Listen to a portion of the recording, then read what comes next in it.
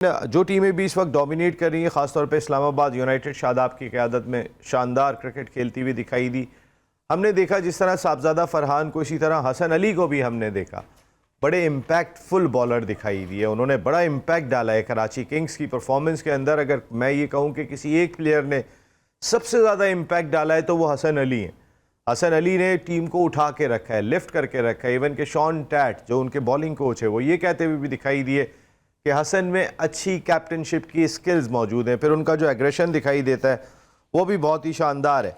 कुछ मैचेस की तब्दीली की गई है क्योंकि गर्मी बहुत ज़्यादा दिखाई दे रही है और ख़ासकर मुल्तान साउथ के इलाके में ज़्यादा गर्मी होती है, तो जो दिन के मुकाबले थे वो तब्दील कर दिए गए।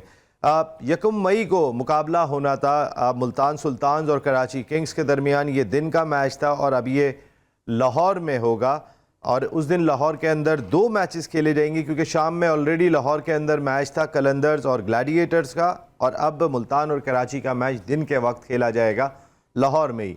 इसी तरीके से 10 मई को जो मुल्तान में मैच होना था दिन के वक्त, जिसमें कोयटा ग्लैडिएटर्स मुल्तान सुल्तान्स का सामना कर रहे थे, अब वो 11 तारीख को मुल्तान में होगा और रात में खेला जाएगा। तो फिर जो 2 दिन का गैप आ रहा था दरमियान में वो कम हो गया, वो 1 दिन का रह गया।